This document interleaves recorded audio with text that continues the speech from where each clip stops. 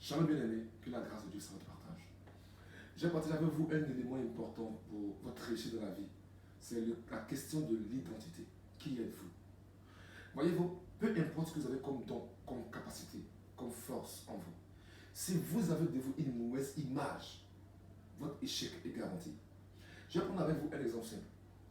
Au XVIIIe siècle, un médecin allemand, dont le Friedrich Blumenbach a classifié la race humaine en 5 races.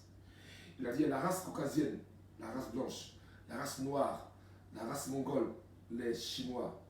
Mais regardez, ce qu'il a dit au XXe siècle, la génétique a montré que c'est faux. Mais les conséquences étaient graves. Je prends l'exemple simple. On parle des Européens de la race blanche. Ceci est la couleur blanche. Est-ce que c'est la couleur de l'Européen? Non. Sa couleur n'est pas blanche comme ceci. Mais on dit c'est la race blanche. Ceci est noir.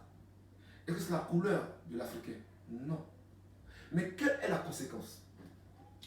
Quand on prend le noir a pour synonyme l'échec, les ténèbres, le diable, tout ce qui est pauvre, malheur.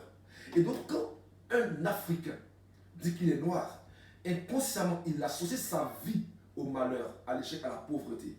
Du coup, il ne peut pas aller au-delà de ses capacités. Quand il voit un occidental, il dit qu'il est blanc, alors qu'il n'est pas blanc, c'est la couleur blanche. Or le blanc s'associe à quoi? À la prospérité, à la divinité, à la sainteté, à la réussite, au bonheur. Automatiquement, l'Africain, quand il voit l'Européen, c'est de l'inférieur. Or, l'Africain est comme en Européen, c'est les mêmes capacités que Dieu a mis. Mais l'Africain a une capacité qui se manifeste en deçà parce qu'il croit qu'il est inférieur. La même chose est utilisée par le diable de le monde spirituel. Quand il fait croire que vous êtes un échec, quand il fait croire que la vie est difficile, il fait croire que vous êtes un simple homme et que vous ne pouvez pas réussir, peu importe l'esprit de Dieu qui est en vous, vous ne pouvez pas réussir. Pourquoi? Parce que votre mentalité a été une forteresse pour votre échec. Et si donc, votre réussite dans la vie dépend de votre mentalité. C'est pourquoi la Bible déclare en Romains 12, verset 2, soyez transformés par le renouvellement de votre intelligence. Pour passer d'un stade A à un stade B, de l'échec à la réussite, de la pauvreté à la prospérité, il faut au préalable un changement de mentalité. C'est pourquoi Dieu travaille dans votre mentalité avant de vous élever. Recherchez à avoir la pensée de Christ.